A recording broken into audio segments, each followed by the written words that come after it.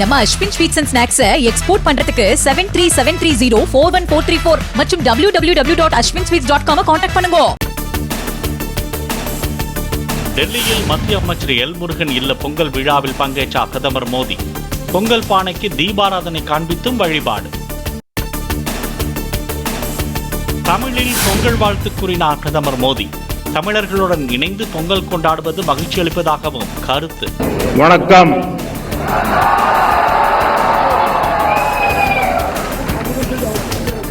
இனிய பொங்கல்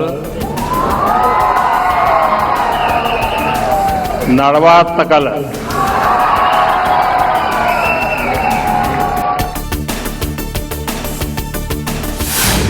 டெல்லியில் நடைபெற்ற பொங்கல் விழாவில் பரதநாட்டிய நிகழ்ச்சியை கண்டு ரசித்தார் பிரதமர் மோடி.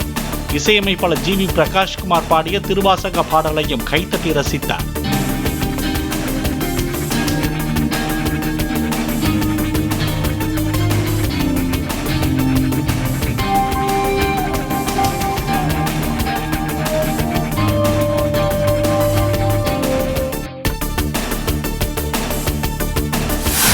டெல்லியில் நடைபெற்ற பொங்கல் விழாவில் பங்கேற்ற அரசியல் மற்றும் திரை பிரபலங்கள் நயனா நாகேந்திரன், அண்ணாமலை, நடிகர்கள் சிவகார்த்திகேயன், ரவிமோகன் உள்ளிட்டோர் கலந்து கொண்டனர்.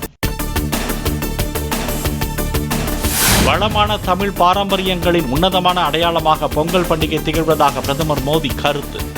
உலகின் பழமையான மொழியான தமிழின் தாயகமாக இந்தியா திகழ்வதில் பெருமிதம் கொள்வதாகவும் வலைப்பதிவு. சென்னையில் தலைமைச் செயலக ஊழியர்களுடன் பொங்கல் கொண்டாடினார் முதலமைச்சர் மு.க. ஸ்டாலின். அரசு ஊழியர்களுக்கு பொங்கலை வழங்கி வாழ்த்துக்களை பரிமாறிக்கொண்டார். மதுராந்தகத்தில் வரும் 23ஆம் தேதி தேசிய ஜனநாயக கூட்டணி பொதுக்கூட்டத்தில் பங்கேற்கிறார் பிரதமர் மோடி. கூட்டத்துக்காக தேர்வு செய்யப்பட்ட இடத்தில் பாஜக மற்றும் அதிமுக நிர்வாகிகள் பங்கேற்புடன் நடைபெற்றது பூமி பூஜை. புதுக்கோட்டையில் பெற்ற மகளுக்காக 82 வயதிலும் கரும்பு கட்டை தலையில் சுமந்தவாறு சைக்கிளில் பொங்கல் சீர்வரிசையை எடுத்துச் சென்ற தந்தை 17 கிலோமீட்டர் தூரம் சைக்கிளை ஓட்டிச் சென்று சீர்வரிசையை வழங்கினார். தமிழ்நாட்டில் தேசிய ஜனநாயக கூட்டணி பலமாக உள்ளதாக மாநில பாஜக முன்னாள் தலைவர் அண்ணாமலை பேட்டி. திமுக கூட்டணிக்கும் தேசிய ஜனநாயக கூட்டணிக்கும் இடையில்தான் போட்டி என்றும் திட்டவட்டம். திமுக ஆட்சிக்கு வர வேண்டாம் என்றும் கூறும் விஜய், யார் ஆட்சிக்கு வர வேண்டும் என்பதை கூற வேண்டும் என அண்ணாமலை வலியுறுத்தல்.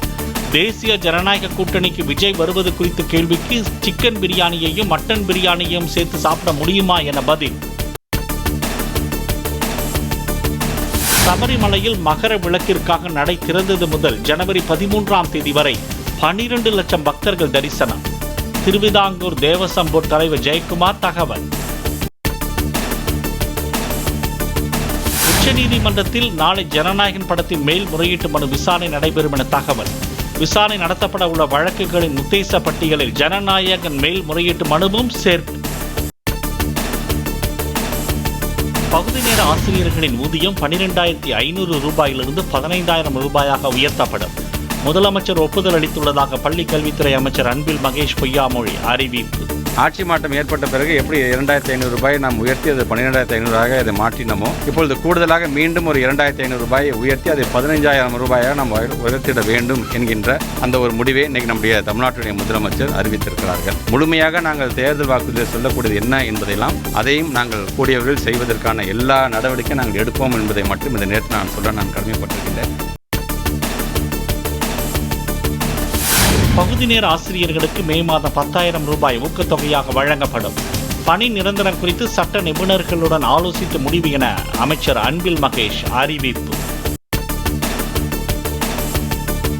சென்னையில் 20வது நாளாக போராட்டத்தில் ஈடுபட்டுள்ள இடைநிலை ஆசிரியர்களுடன் அமைச்சர் அன்பில் மகேஷ் பேச்சுவார்த்தை.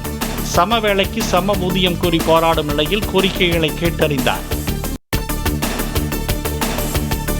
மதுரை அவனியாபுரத்தில் தைப்பொங்கலை முன்னிட்டு நாளை நடைபெறுகிறது ஜல்லிக்கட்டு போட்டி. காளைகளும் காளையர்களும் இறுதிக்கட்ட பயிற்சியில் தீவிரம். புதுச்சேரி துணைநிலை ஆளுநர் மாளிகையில் பொங்கல் விழா கொண்டாட்டம் கோலாகலம். கலை நிகழ்ச்சிகளுடன் களை கட்டிய பொங்கல் விழாவில் புதுச்சேரி முதலமைச்சர், அமைச்சர்கள் பங்கேற்பு. சென்னையில் வரலாற்று சிறப்புமிக்க இடங்களை கண்டுகளிக்க விண்டேஜ் பேருந்துகள் இயக்கம். மாநகரில் 17 இடங்களை சுற்றி பார்க்கும் வகையில் இயக்கப்படும் பேருந்துகளின் சேவைகளை அமைச்சர் சிவசங்கர் தொடங்கி வைத்தார். பொங்கலுக்காக சென்னையிலிருந்து சொந்த ஊர்களுக்கு காரில் செல்வோர் OMR, ECR சாலைகளை பயன்படுத்த கோரிக்கை. GST சாலையை தனிப்பட்ட வாகனங்கள் தவிர்த்தால் போக்குவரத்து நெரிசல் குறையும் என அமைச்சர் சிவசங்கர் நம்பிக்கை. ஈரானில் உள்ள இந்தியர்கள் உடனடியாக வெளியேற வேண்டும் என வெளியுறவுத்துறை அறிவுறுத்தல். எந்த வாகனம் கிடைத்தாலும் அதனை பயன்படுத்தி வெளியேறுங்கள் என்றும் வலியுறுத்தல். புதிதாக அறிமுகமாகும் வந்தே பாரத் ஸ்லீப்பர் ரயில் முன்பதிவில் RAC வசதி கிடையாது என அறிவிப்பு. குறைந்தபட்ச கட்டணமாக 3ஆம் வகுப்பு டிக்கெட்டுக்கு 960 ரூபாய் வசூலிக்கப்படும் என்றும் ரயில்வே வாரியம் விளக்கம். ஈரான் மீது அமெரிக்கா தாக்குதல் நடத்தினால் மோசமான விளைவுகளை சந்திக்க வேண்டியிருக்கும். மத்திய கிழக்கிற்கு மட்டுமல்ல உலகளாவிய பாதுகாப்பிற்கும் பேரழிவு ஏற்படும் என்று ரஷ்யா எச்சரிக்கை. அமெரிக்காவின் பிரதேசமாக மாறுவதை விட டென்மார்க்கின் ஒரு பகுதியாக இருக்கவே விரும்புவதாக கிரீன்லாந்து பிரதமர் கருத்து. கிரீன்லாந்து பிரதமர் யார் என்று தெரியாது, அவருக்கு நேரம் சரியில்லை என்று அமெரிக்க அதிபர் ட்ரம்ப் பதிலடி. ஈரானில் போராட்டக்காரர்கள் கொடூரமாக கொல்லப்படுவதாக பிரிட்டன் கண்டனம். ஈரான் தூதரை அழைத்து விளக்கம் கேட்டுள்ளதாக வெளியுறவுத்துறை அமைச்சர் எவட் கூப்பர் கருத்து. நம்ம அஸ்வின் ஸ்வீட்ஸ் அண்ட் ஸ்நாக்ஸை எக்ஸ்போர்ட் பண்றதுக்கு 7373041434 மற்றும் www.ashwinsweets.com கான்டாக்ட் பண்ணுங்க. பிளே ஸ்டோர் மற்றும் ஆப் ஸ்டோரில் இருந்து பாலிமர் செயலியை QR கோடு மூலம் பதிவிறக்கம் செய்யுங்கள். செய்திகளை உடனுக்குடன் பெறுங்கள்.